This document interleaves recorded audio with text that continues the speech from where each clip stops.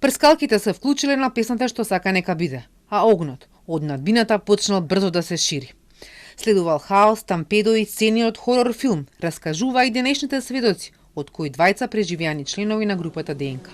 Ана Костадиновска, придружен вокал, која не била постојан член на групата, раскажуваше дека се обидела кон најблиската врата за дбината да излезе, но таа била заклучена со катанец. На главниот излез била заглавена.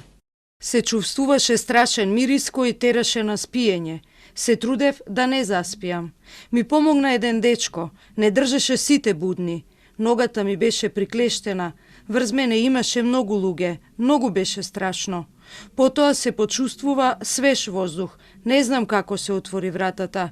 Еден дечко се помрдна, ја извадив ногата и еден од луѓето кои беа надвор ме извлече. И Костадиновска и гитаристот Горан Тонев одговараа дека не видел кој ја внесувал мести и активира пиротехниката, бидејќи потонските проби се повлекувале, а подоцна на сцената веќе биле поставени прскалките. Но секогаш се активирала на истата песна и досега немало проблеми на настапите каде била користена. Сведочи и двајца млади посетители на Пулс. Едниот од нив рече дека дознавале преку другари, кога има полициска рација во Пулс за малолетници излегувале. Кобната ноќ пожарот не го сватил сериозно. Се надевал дека ќе биде брзо изгаснат и ќе продолжи забавата.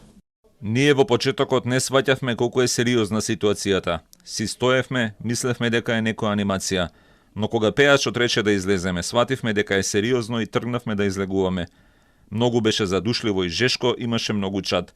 Сите наеднаш тргнаа да излегуваат и се создаде многу гужва на влезот.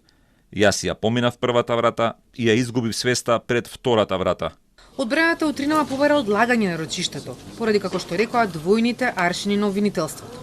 Кој е во предметот за полицајците за делото? Тешки дела против општата сигурност ги гони само оние поврзани со кобната ноќ. Нема да навлагам во она што е најактуелно во јавноста во претходниве 2-3 дена. Ќе навлезам во конкретниот предмет. Имаме разлика во правната квалификација за овие луѓе што се овдека присутни, правната квалификација во предметот кој што го води ГОК.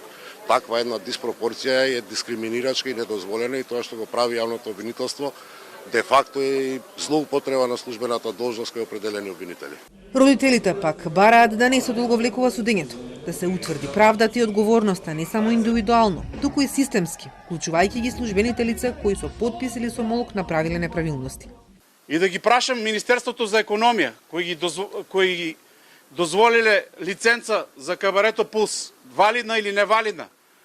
Како може да се издаде лиценца за работење на ноќен клуб или кабаре, а кога е пренамената уште не е направена, фактички они са даделе лиценцата за салон за тепици. Срамота е. Децата ни ги утепаа од нини лакоми пари, што дека ќе оде душата.